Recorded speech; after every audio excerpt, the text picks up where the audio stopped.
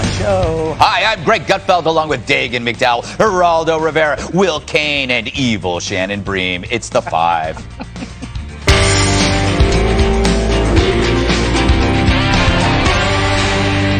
President Biden spinning his chaotic exit from Afghanistan as an extraordinary success, as his administration refuses to rule out working with the Taliban in the future. Privately, administration officials say they're horrified over abandoning Americans. One telling Politico, quote, "I'm absolutely appalled and literally horrified we left Americans there. It was a hostage rescue of thousands of Americans in the guise of a non-combatant evacuation operations, and we have failed that no-fail mission." Biden's chief of staff, Ron Klain, doing his best, however, to paint a rosy picture. It's easy to second guess, but let's just be clear. America was in this war for 20 years, and I think any effort to unwind that, any effort to bring our troops out, any effort to end our military presence in Afghanistan was going to be filled with heartbreaking scenes and difficulties. And I think the Biden administration has managed that as well as it could be managed under the circumstances we were placed in. Meanwhile, the Taliban showed off while decked out in billions of dollars of U.S. military equipment. And the Biden administration is still not ruling out working with the terror group in the future. What is the Taliban? Are they now our frenemy? Are they our adversary? Are they our enemy? Are they our... What are they? What are they? Well, it's hard to put a label on it. As far as our dealings with them at that airfield or in the past year or so, in war, you do what you must in order to reduce risk to mission and force, not what you necessarily want to do. Any possibility of coordination against ISIS-K with them? It's possible. Man, that was upbeat. All right, evil Shannon, thank you for taking the time out to come here. Good to be with you. So he calls it, President Biden calls it an extraordinary success. But you can only apply that phrase if you apply to a very narrow space, like getting at, like we got the plane in the air. Mm-hmm. That's it. Because if you incorporate the horrifying process and the loss of life, how can you say that? Well, groups also classifying it as an extraordinary success. China. Yeah. Russia, Iran. I mean, we have to be very cognizant of how this plays on the world stage, because clearly there are a number of people who are cheering, including other terror groups and the Taliban, saying this is a defeat of the U.S. But when you hear them say we did the best we could with the situation that we have, I looked at this letter that came out a couple of days ago from 90-some retired generals, admirals, other top military officials who say, you can't tell me that General Milley and that Secretary Austin thought this was the best plan ever.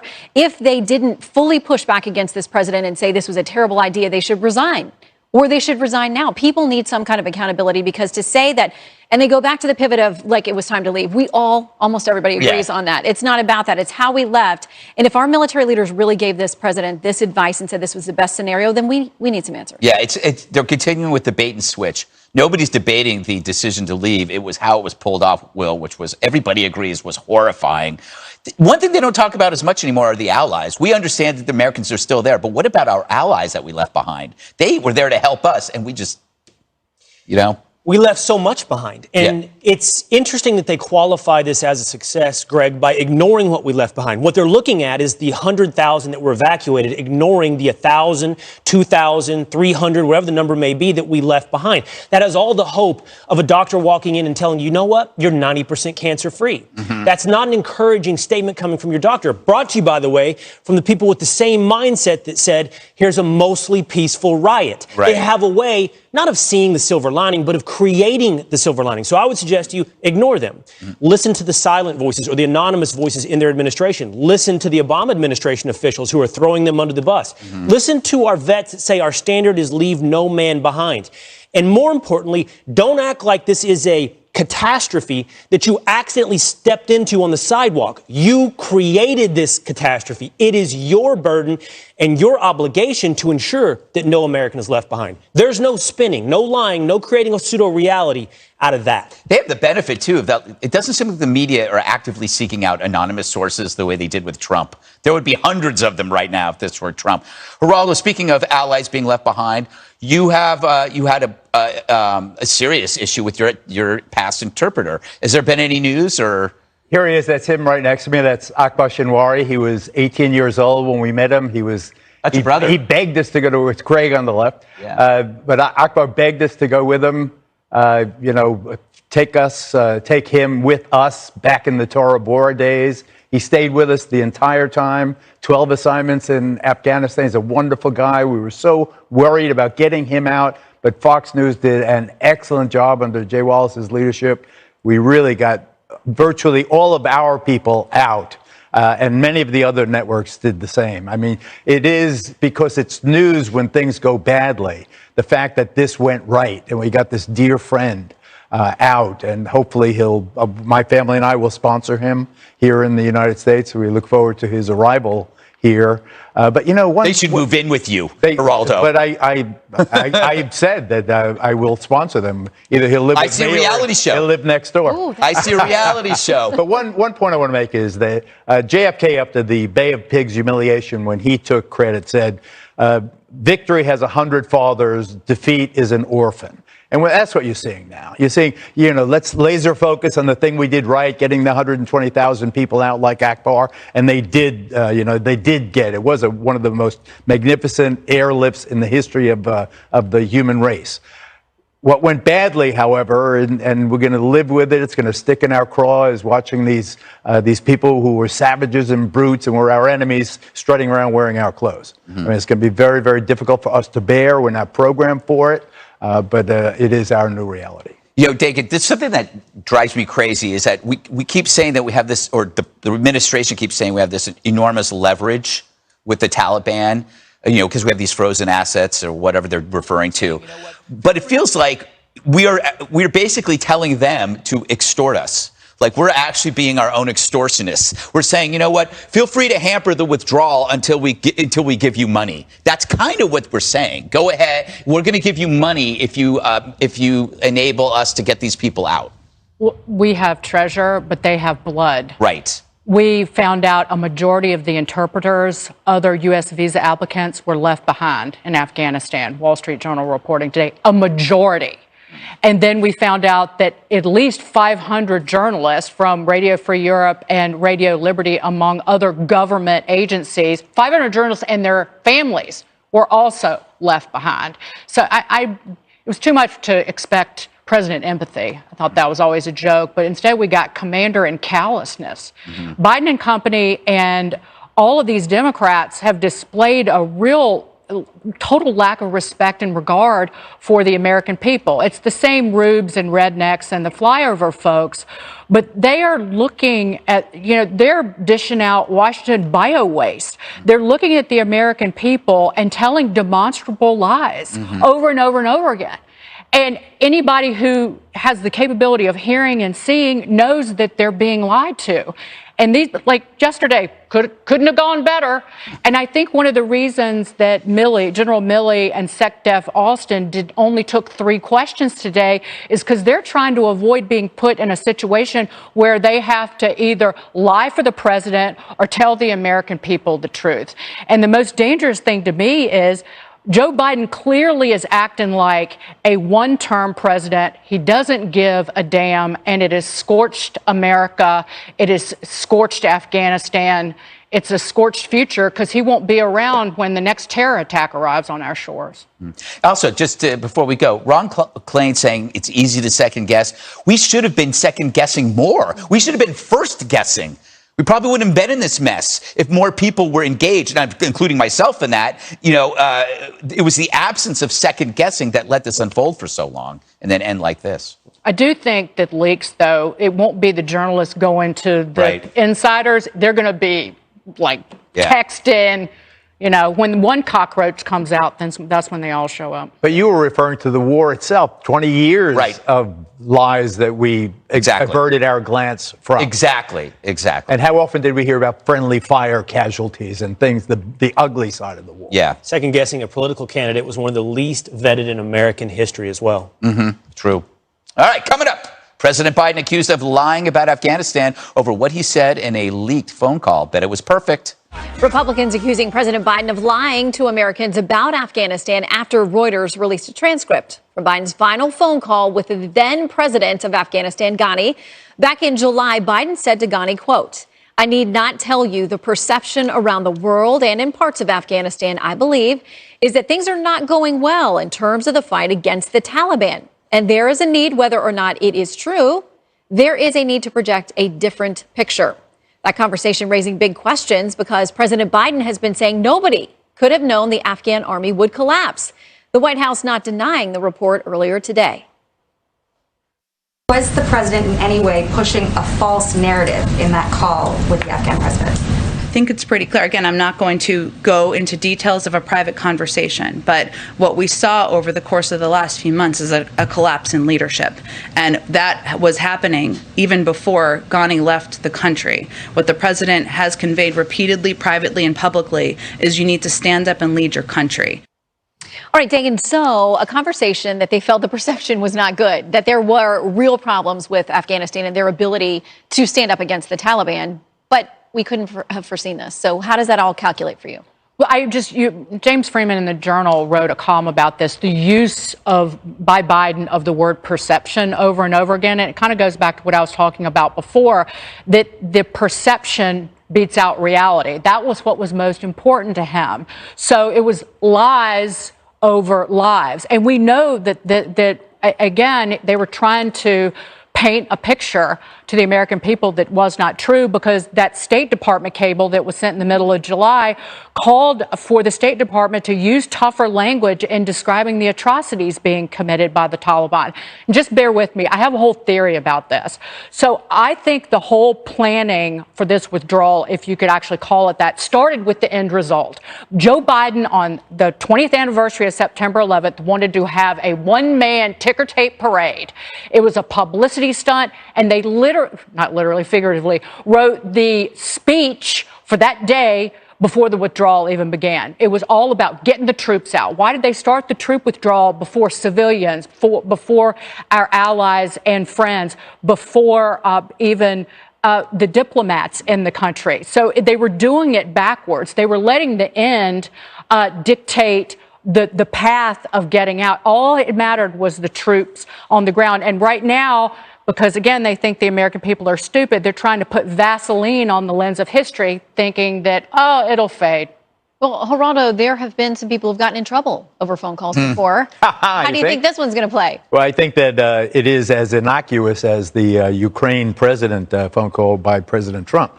I'm not sure, because I want to give, the benefit of the doubt to the president, that he wasn't just spinning Ghani, trying to say, come on, buck up. However screwed up it is, however it's going down the toilet, let's show the world our best face, our strong face, because your troops need you, Mr. President, as they did, evidence when he split with hundreds of millions of our taxpayer dollars. His army just collapsed on him. So I'm not sure.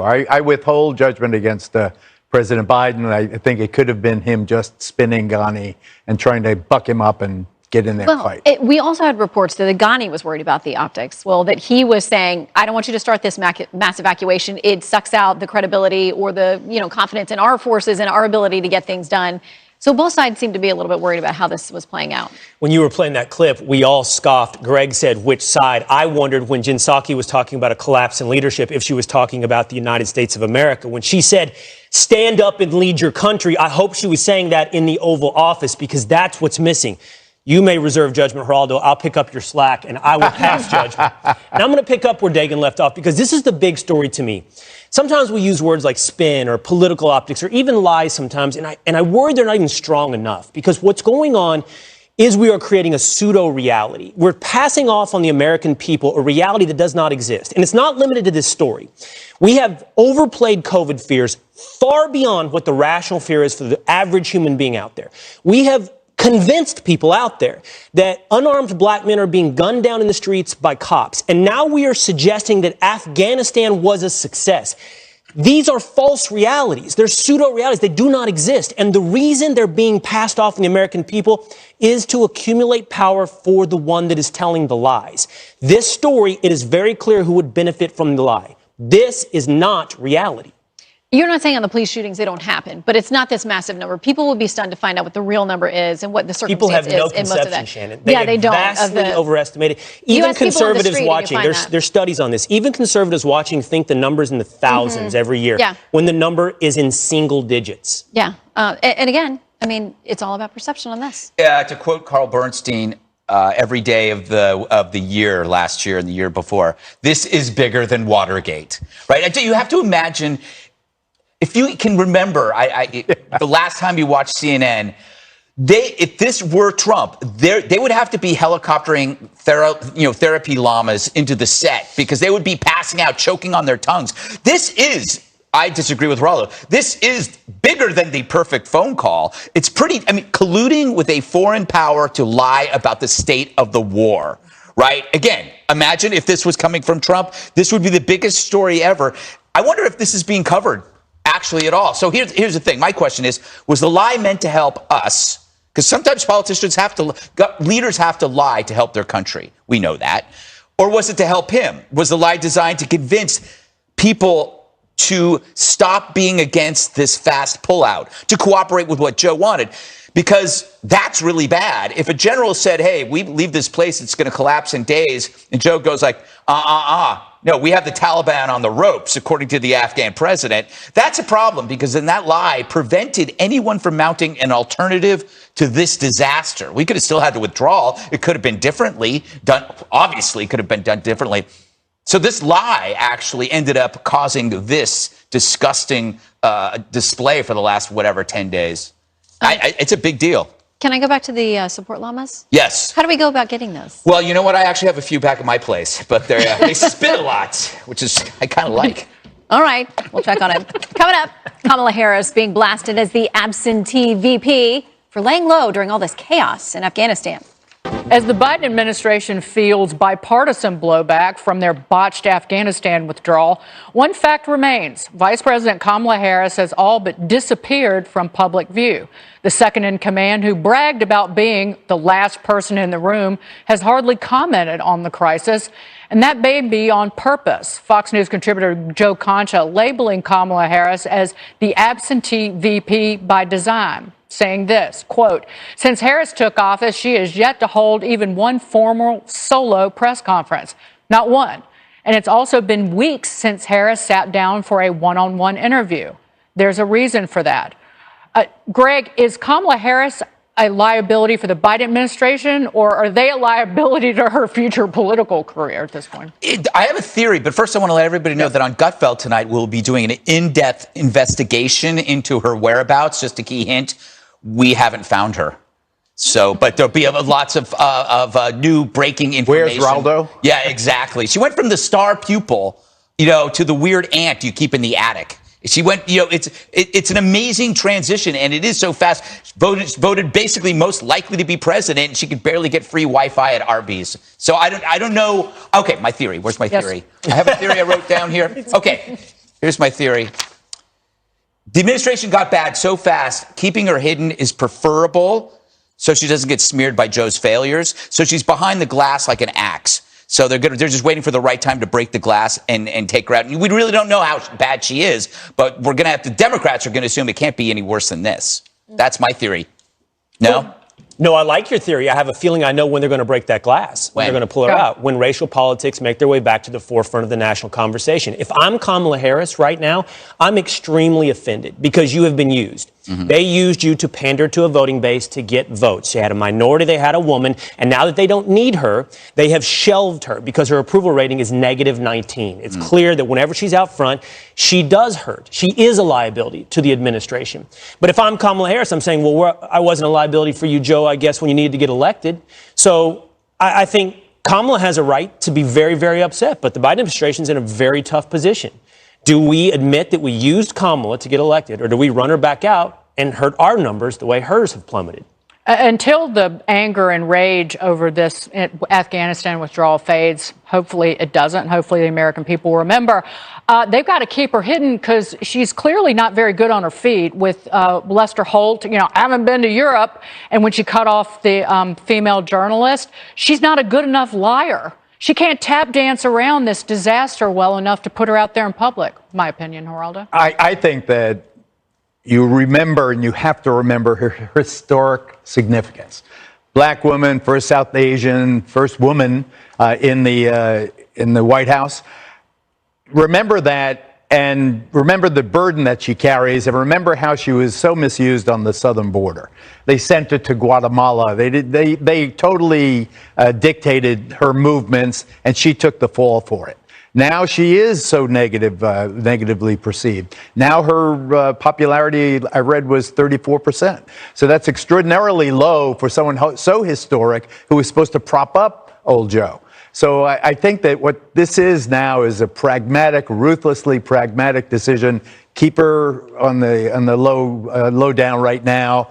When the time comes, if it is about race, you can always bring her back. But she proved that she can't handle herself in those interviews.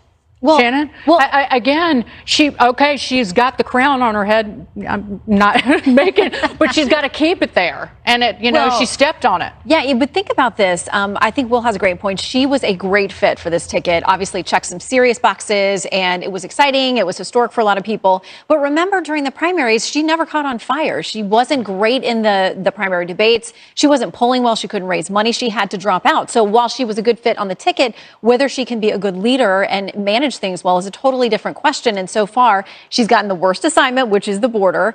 And so that's going to be a difficult thing for any vice president because it's an unsolvable problem. She's probably going to be a professional tiebreaker, given what's going on in the Senate. That's what she's going to do in Washington is go up there and break ties whenever it matters. But it's not like she showed during the primary process that the American people loved what she had to say substantively or that she was up to taking that next step. Well, did you have something you want to say? No, I was just going to say I miss her laugh. It was always brightened my day whenever she would laugh. So is it not your ringtone? Yes, it is. It is. But I keep thinking, do you guys watch Storage Wars? I keep thinking that I'm going to watch an episode and they're going to open up a container and she's going to leap out. That shows how kinky you are that you watch Storage Wars. Well, you never know what you find. The vice president's hiding in there. Yes. Jump out. No, that's not kinky. 90 Day Fiance is kinky. Oh, don't even get me started. Yeah, exactly. Naked and Afraid. Naked. And the show, too. No, it's naked and scared is how we say it. That's our version. Greg Gutfeld. Up next, the disaster in Afghanistan. Be damned. Liberals like Michael Moore are claiming we are blessed to have Joe Biden as president. Welcome back. Despite an absolute disaster in Afghanistan, some Biden sycophants are actually praising the president after his speech yesterday. Well, President Biden left a marker for history today. President Biden delivered the most accurate and most honest speech by an American president about Afghanistan. I have been completely surprised and feeling that we're all blessed to have Joe Biden in the White House in these last months, his first year in office, all the things that he's done. Geraldo, how do you look at that and come away, this situation over the past, 2 weeks, 2 months, and say, absolutely wonderful. Bravo, Joe Biden. Well, it's Michael Moore saying it, Will. It's not like it's the general public is saying it. Michael Moore, who supported Bernie Sanders, very, very hard left. And to him, it's all about the result. It's not how, it's like sausage. It's not how you make it. It's made. He wanted, Michael Moore and people who believe as he does, wanted the war ended at all cost. The war was ended. What Michael Moore said, and I think it is true, is that many, particularly in the dawn of Fox News and with the strength of programs like Gutfeld and the kind of reordering of the American public, there is real fear among liberals of being called out by conservatives, and conservatives saying, you're a coward, you're a traitor, you didn't want the war to end because you have no backbone, you're this or that. And Michael Moore said that Joe Biden had the courage to blow through, the kind of fears, the phobias that liberals generally have when making a stand. Joe Biden made the stand. We're out of Afghanistan. A lot of people wanted out of Afghanistan. He's the one who did it. To Michael Moore and people who believe like he does, That's all that counts. Dagan, I think to Geraldo's analogy, they don't care how the sausage is made. They seem completely in that vein,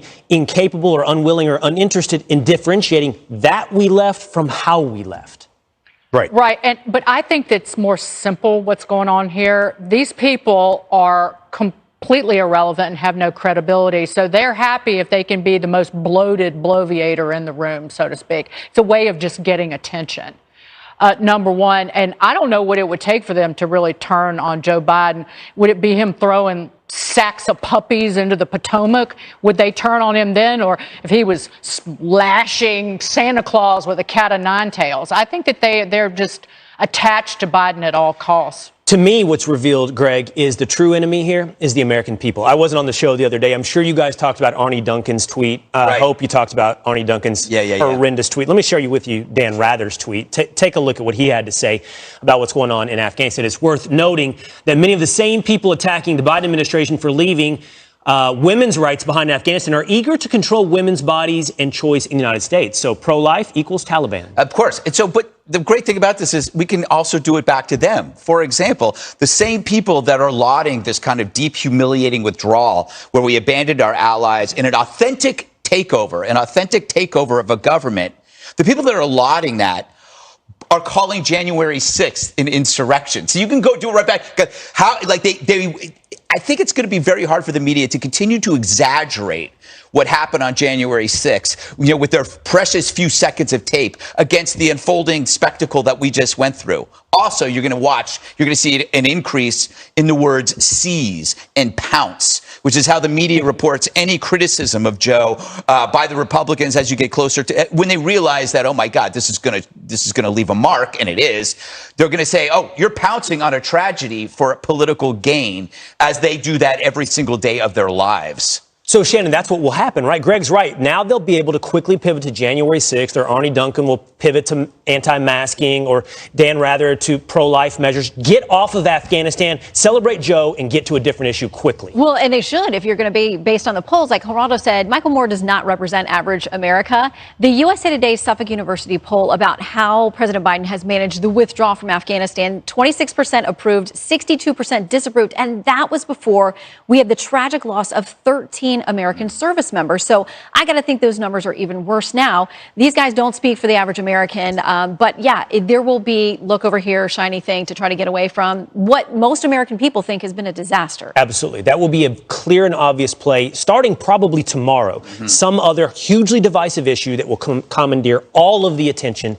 Be on the lookout because it's a distraction. They have one advantage, and that is when you do pull off a Band-Aid, the most intense pain is up front, and what they're hoping for is that over time that pain will fade. And I hope it does fade too.